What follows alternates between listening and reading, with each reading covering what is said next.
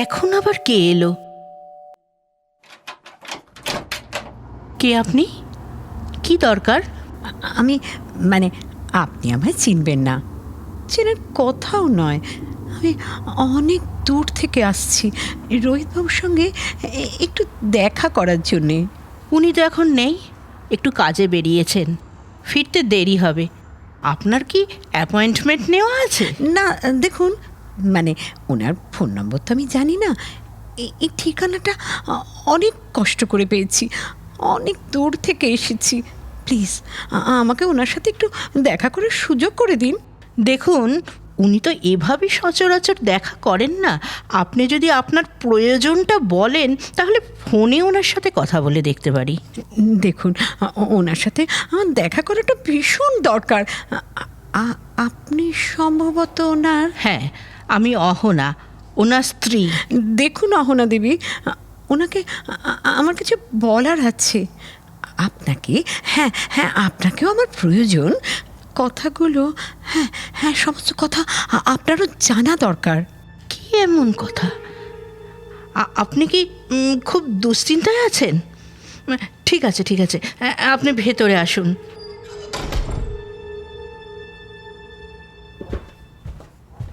হ্যাঁ, আর এই সোফাতে বসুন। আপনার নাম? কোথা থেকে আসছেন? আমি মীনা দত্ত, আসছি রিকশা থেকে।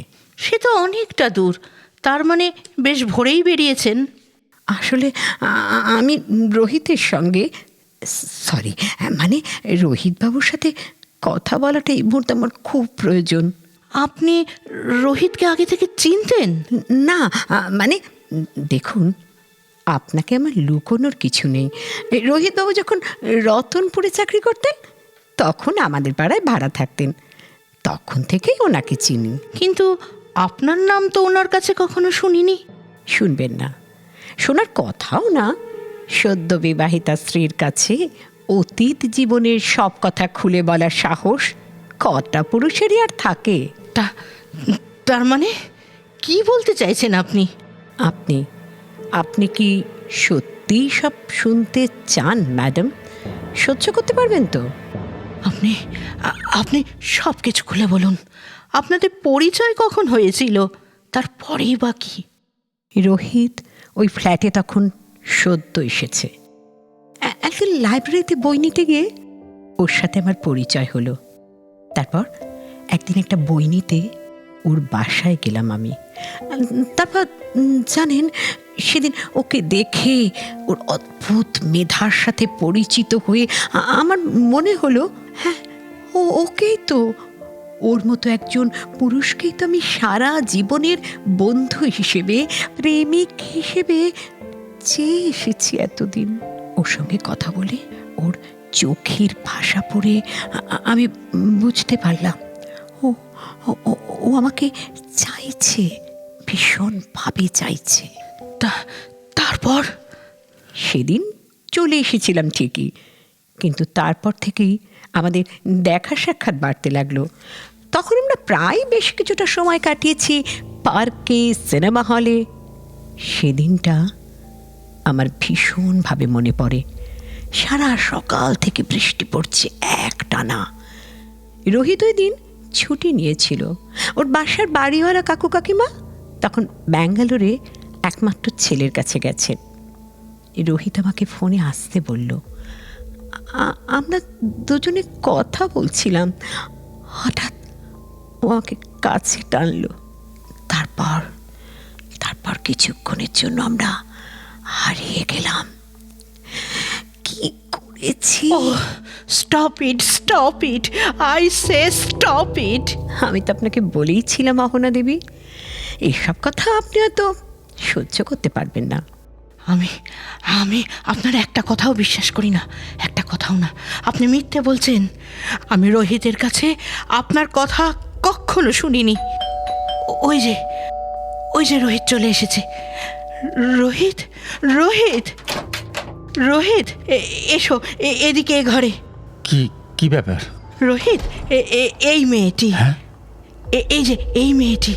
আরে, ওকে দেখেই ও হঠাৎ চমকে উঠল কেন? তাহলে তাহলে কি মিনা যা বলছে সব সত্যি? রোহিত, রোহিত, এই মহিলাকে তুমি চিনতে? বলো, বলো, তোমাকে এক্ষুনি বলতে হবে। কি কি কি হয়েছে অহনা? আমি তো কিছুই বুঝতে পারছি না। আর তুমি এত উত্তেজিতই বা কেন? আচ্ছা, আগে আমি ড্রেসটা একটু পাল্টে নিই। না রোহিত, না, তোমাকে এক্ষুনি বলতে হবে এই মহিলাকে তুমি চিনতে কি না। না, একে তো কোনোদিন দেখেছি বলে আমার মনে হচ্ছে না।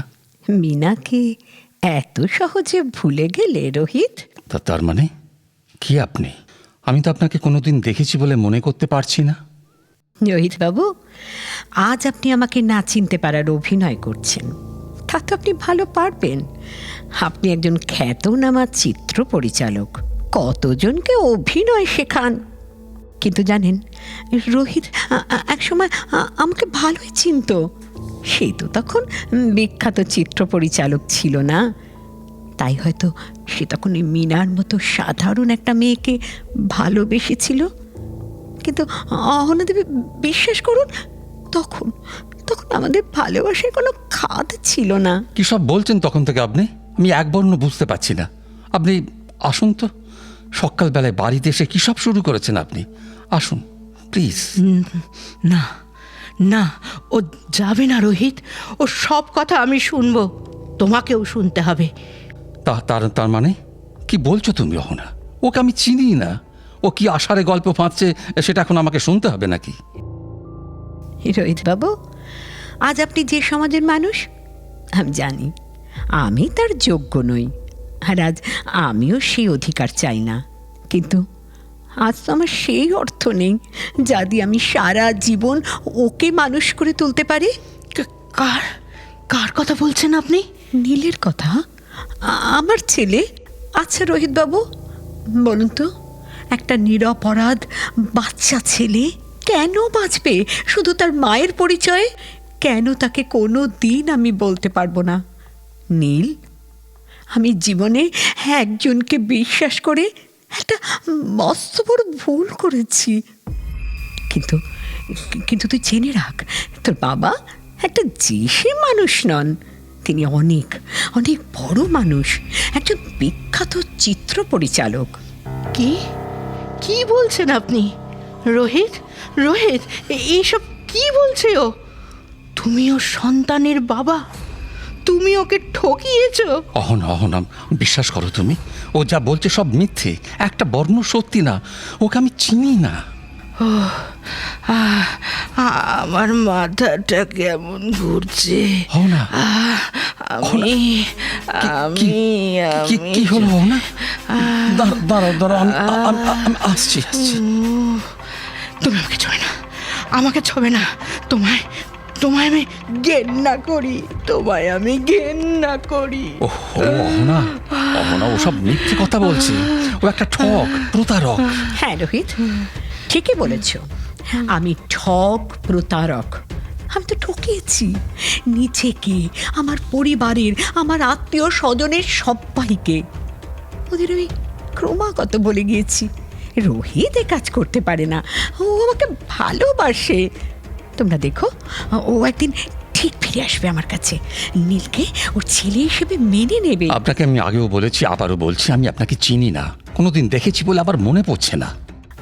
আচ্ছা অহনা দেবী, রোহিত বাবুর ডান উরুর ওপর কাটা দাগটা কি করে হয়েছিল জানেন? ও হ্যাঁ, ওই দাগটা, ওটার কথা জানলো কি করে রোহিত? উত্তর দাও রোহিত, চুপ করে থেকো না। ওহো, আমি তো কিছুই বুঝতে পারছি না অহনা। ছোটবেলায় এক বন্ধুর সাথে খেলতে খেলতে পড়ে গিয়ে বাঁশের খোঁটায় লেগে। রোহিত, শুধু কি তাই? তুমি আমাকে বলেছিলে ওই বন্ধুর নাম ছিল মিহির। হ্যাঁ, ও তো ঠিকই বলেছে। এসব কথা তো তুমি আমাকে বলেছো। তাহলে তাহলে ও জানলো কি করে রোহিত? আচ্ছা রোহিত বাবু, আপনি কি মনে করতে পারবেন আপনার স্কুলের ইতিহাসের মাস্টারমশাই অনঙ্গবাবুর মেয়ের বিয়েতে আপনি ঠিক কত টাকা সাহায্য করেছিলেন? তার মানে? অহনা দেবী, আজকের বিখ্যাত মানুষ রোহিত সেন হয়তো নিজেকে পাল্টে ফেলেছেন, তার মানুষের প্রতি মায়া মমতা ফুরিয়ে গিয়েছে। কিন্তু আমি যে রোহিতকে ভালোবেসেছিলাম, সে ছিল একজন সত্যিকারের মানুষ। ইতিহাসের মাস্টারমশাই অনঙ্গবাবুকে ঠকিয়ে তার সব কিছু দখল করে নিয়েছিল তার ভাই। অনঙ্গবাবু সব কিছু দিয়েও বরপক্ষের দাবি মেটাতে পারছিলেন না। তখন রোহিত তার স্বল্প বেতনের থেকে জমানো 50,000 টাকা নিঃশর্তে তুলে দিয়েছিল তার প্রিয় মাস্টারমশাইয়ের হাতে, তার একমাত্র মেয়ের বিয়ের জন্য। কি অবলীলায় সত্যি কথাগুলো বলে যাচ্ছে ও, কিন্তু এসব কথা আমি এখন কি করব? কি করে অহনার বিশ্বাস আমি ফিরিয়ে আনবো? হ্যাঁ, আমি তো কিছুই বুঝতে পারছি না। কি হলো রোহিত, চুপ করে আছো কেন? ঠিক আছে রোহিত, ঠিক আছে, তোমাকে আর কিচ্ছু বলতে হবে না, কিচ্ছু না। আমি এক্ষুনি চলে যাচ্ছি বাবার কাছে। এরকম একজন ঠক যে একটা সরল মেয়েকে মিথ্যে প্রতিশ্রুতি দিয়ে তার সঙ্গে সহবাস করেছে, নিজের সন্তানকে অস্বীকার করে আবার একটা মেয়েকে বিয়ে করেছে, তার সাথে কোনো সম্পর্ক রাখতে পারি না, কোনো সম্পর্ক না। আমি এক্ষুনি চলে যাব, এক্ষুনি চলে যাব। অহনা প্লিজ প্লিজ, তুমি তুমি তুমি আমার কথা বিশ্বাস করো। আমি জানি না উনি কি করে এসব কথা জানলেন, কিন্তু সত্যি বলছি আমি ওকে চিনি না, কোনোদিনও দেখিনি। তাছাড়া ওর সাথে আমার কোনো সম্পর্ক কোনোদিনও ছিল না। অহনা, আর একটা কথাও তুমি বলবে না, একটা কথাও না। দুশ্চরিত্র, আমি এক্ষুনি ড্রাইভারকে ডাকছি। বাবার কাছে দাঁড়ান অহনা দেবী, আমি আসিনি আপনাদের সুখের সংসারে ভাঙন ধরাতে। আচ্ছা রোহিতবাবু, বলুন তো, আপনার আগামী ছবি একটু অন্যরকমে সহনায়িকার চরিত্রে আমি কি একেবারেই বেমানান, নাকি অভিনয়ে আমাকে খুব কাঁচা মনে হচ্ছে আপনার? তার মানে? আচ্ছা অহনা দে, বলুন তো, এত ভালো অভিনয় ক্ষমতা থাকা সত্ত্বেও অডিশনে ডাহা ফেল করলে কার না রাগ হয়? তার মানে আপনি এতক্ষণ অভিনয় করছিলেন? ও মাই গড, ও মাই গড! আর আপনার অভিনয়ের ঠেলায় আমাদের বিবাহ বিচ্ছেদ হতে চলেছিল প্রায়। উফ, কি সর্বনাশ! সেদিন অডিশনে কি দারুণ অভিনয় করে দেখালাম, কিন্তু ওনার পছন্দ হলো না। দাদা তো বড় মুখ করে বলেছিল, তোকে এত বছর ধরে যা শিখিয়েছি তাতে তুই চান্স পাবি। দাদা অবশ্য ওর নামটা আপনাকে বলতে বলেছিল, কিন্তু আমার আত্মসম্মানে বেঁধেছে। আমি দাদাকে বললাম আমি ঠিকই আমার অভিনয় ক্ষমতাতেই চান্স পাবো। তারপর যখন তা হলো না, তখন বেশ কয়েকদিন ধরেই। কিন্তু তুমি সব কথা জানলে কি করে? মিহির আর রোহিত আপনারা ছোটবেলায় ছিলেন অভিন্ন হৃদয় বন্ধু। পরে অবশ্য আপনি চাকরি নিয়ে রতনপুরে চলে যাওয়ার পর আর দেখা হয়নি। কখনো কখনো চিঠিতে বা ফোনে যোগাযোগ হয়েছে। হয়তো আপনার ব্যস্ততা, পড়াশোনা, নিজেকে তৈরি করার ফাঁকে বন্ধু মিহিরের কথা ক্রমশ ভুলে গিয়েছেন। হয়তো ছোটবেলায় দেখা বিনুনি ঝোলানো সেই মেয়েটাকেও। তার মানে আপনি? হ্যাঁ অহনাদি, মিহির গুপ্ত আমার নিজের দাদা। হ্যাঁ, কলেজে অধ্যাপনা ছাড়াও দাদার সব সময় ধ্যান জ্ঞান ছিল গ্রুপ থিয়েটারের নাটক। আমাকে কঠোর পরিশ্রমের মধ্যে দিয়ে তার সব কিছু উজাড় করে শিখিয়েছেন। রোহিতবাবু বিখ্যাত হয়ে যাওয়ার পর দাদা কীরকম সংকোচে আর ওনার সাথে যোগাযোগ রাখেননি, কিন্তু এই অডিশনটার কথা শুনে দাদা বলেছিল রোহিত ঠিক তোর প্রতিভাকে চিনে নেবে। তারপর আমি সিলেক্টেড না হতে না দাদা বেশ ভেঙে পড়ল। তারপর আমরা দুজনে মিলেই প্ল্যানটা করলাম। সত্যি মিহিরের সঙ্গে যোগাযোগ না রাখাটা আমার খুবই অন্যায় হয়েছে। পেপারে অবশ্য মাঝে সাঝে ওদের নাটকের গ্রুপের খবর আমি পেয়েছি, কিন্তু কাজের ব্যস্ততার ফাঁকে ওই আর কি। ওহ বাপরে বাপ, কি টেনশনেই না এতক্ষণ কাটলো। তাহলে রোহিত, তোমার একটু অন্যরকম ছবিতে সহনায়িকার চরিত্রে মিনাকে নিচ্ছ তো? না অহনা, না, সেটা তো আর সম্ভব নয়, কারণ এই রোলে তো সেদিনই সিলেকশন হয়ে গেছে। তবে তবে আমি ওকে প্রথমে দেখেই চমকে উঠেছিলাম। কেন জানো অহনা?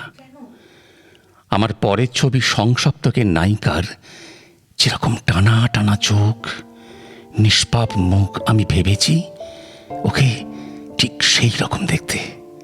আর অভিনয়, বাপ রে বাপ, কোনোদিন ভাবিনি এভাবে আমাকে বোকা বনতে হবে। কাজেই ওই ছবিতে নায়িকার রোলে মিনার অভিনয় করাটা শুধু সময়ের অপেক্ষা মাত্র। তাহলে এখন আসি অহনাদি। তোমাকে তো এক্ষুনি ছাড়ছি না। এখানে তুমি আমাদের সাথে লাঞ্চ করবে, তারপর বিকেলে আমরা সবাই যাব তোমার দাদার সাথে দেখা করতে। কি রোহিত, ঠিক তো? অবশ্যই অবশ্যই, এইরকম একজন অভিনেত্রী তৈরির কারিগরের সাথে তোমাকে তো পরিচয় করিয়ে দিতেই হবে অহনা। আর আমারও পুরনো সম্পর্কটা একটু ঝালিয়ে নেওয়া দরকার।